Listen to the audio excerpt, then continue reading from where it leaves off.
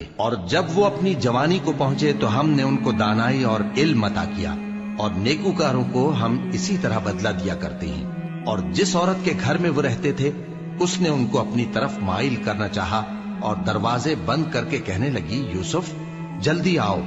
انہوں نے کہا کہ اللہ پناہ میں رکھے، وہ یعنی تمہارے میاں تو میرے آقا ہیں، انہوں نے مجھے اچھی طرح سے رکھا ہے، میں ایسا ظلم نہیں کر سکتا، بے شک ظالم لوگ فلاح نہیں پائیں گے۔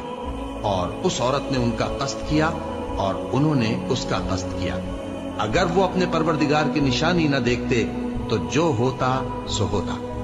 یوں اس لیے کیا گیا کہ ہم ان سے برائی اور بے حیائی کو روک دیں، بے شک وہ ہمارے چنے ہوئے بندوں میں سے تھے۔ اور دونوں دروازے کی طرف بھاگے، آگے یوسف پیچھے زلیخا، اور عورت نے ان کا کرتا پیچھے سے پکڑ کر جو کھینچا تو پھاڑ ڈالا، اور دونوں کو دروازے کے پاس عورت کا خاوند مل گیا۔ تو عورت بولی کہ جو شخص تمہاری بیوی کے ساتھ برا ارادہ کرے اس کی اس کے سوا کیا سزا ہے کہ یا تو قید کیا جائے یا اسے دکھ کا عذاب دیا جائے۔ یوسف نے کہا، اسی نے مجھ کو اپنی طرف مائل کرنا چاہا تھا۔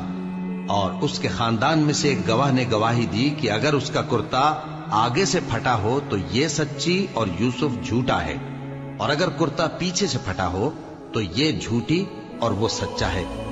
سو جب اس کا کرتا دیکھا تو پیچھے سے پھٹا تھا، تب اس نے زلیخا سے کہا کہ یہ تمہارا ہی فریب ہے، اور کچھ شک نہیں کہ تم عورتوں کے فریب بڑے بھاری ہوتے ہیں۔ یوسف اس بات کا خیال نہ کر، اور زلیخا تو اپنے گناہ کی بخشش مانگ، بے شک خطا تیری ہی ہے۔ اور شہر میں عورتیں گفتگویں کرنے لگیں کہ عزیز کی بیوی اپنے غلام کو اپنی طرف مائل کرنا چاہتی ہے اور اس کی محبت اس کے دل میں گھر کر گئی ہے، ہم دیکھتی ہیں کہ وہ کھلی گمراہی میں ہے۔ پھر جب زلیخا نے ان عورتوں کی گفتگو جو حقیقت میں دیدار یوسف کے لیے ایک چال تھی سنی، تو ان کے پاس دعوت کا پیغام بھیجا اور ان کے لیے ایک محفل مرتب کی، اور پھل تراشنے کے لیے ہر ایک کو ایک ایک چھری دی، اور یوسف سے کہا کہ ان کے سامنے آؤ۔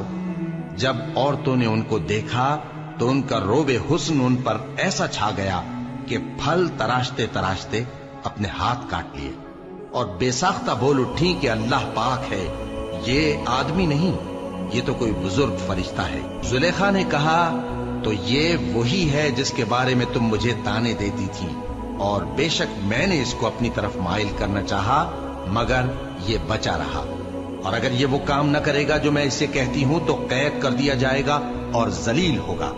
یوسف نے دعا کی کہ پروردگار، جس کام کی طرف یہ مجھے بلاتی ہیں اس کی نسبت مجھے قید پسند ہے، اور اگر تو مجھ سے ان کے فریب کو نہ ہٹائے گا تو میں ان کی طرف مائل ہو جاؤں گا اور نادانوں میں سے ہو جاؤں گا۔ پس ان کے رب نے ان کی دعا قبول کر لی اور ان سے عورتوں کا داؤں ٹال دیا، بے شک وہی تو سننے والا ہے، جاننے والا ہے۔ پھر باوجود اس کے کہ وہ لوگ ان کی بے گناہی کے نشان دیکھ چکے تھے، ان کی رائے یہی ٹھہری کہ کچھ عرصے کے لیے ان کو قید ہی کر دیں۔ اور ان کے ساتھ دو اور جوان بھی داخل زندہ ہوئے۔ ایک نے ان میں سے کہا کہ میں نے خواب دیکھا ہے، دیکھتا کیا ہوں کہ شراب کے لیے انگور نچوڑ رہا ہوں۔ دوسرے نے کہا کہ میں نے بھی خواب دیکھا ہے، میں یہ دیکھتا ہوں کہ اپنے سر پر روٹیاں اٹھائے ہوئے ہوں اور پرندے ان میں سے کھا رہے ہیں، تو ہمیں ان کی تعبیر بتا دیجئے کہ ہم تمہیں نیکوکار دیکھتے ہیں۔ یوسف نے کہا کہ جو کھانا تم کو ملنے والا ہے وہ آنے نہیں پائے گا کہ میں اس سے پہلے تم کو اس کی تعبیر بتا دوں گا۔ تم میں سے ایک جو پہلا خواب بیان کرنے والا ہے وہ تو اپنے آقا کو شراب پلایا کرے گا، اور جو دوسرا ہے وہ سولی دیا جائے گا اور پرندے اس کا سر نوچ کھائیں گے۔ جو بات تم مجھ سے پوچھتے تھے وہ فیصل ہو چکی ہے۔ اور ان دونوں میں سے جس کی نسبت یوسف نے خیال کیا کہ وہ رہائی پا جائے گا، اس سے کہا کہ اپنے آقا سے میرا ذکر بھی کر دینا۔ پھر شیطان نے اسے ان کا اپنے آقا سے ذکر کرنا بھلا دیا، اور یوسف کئی برس قید خانے ہی میں رہے۔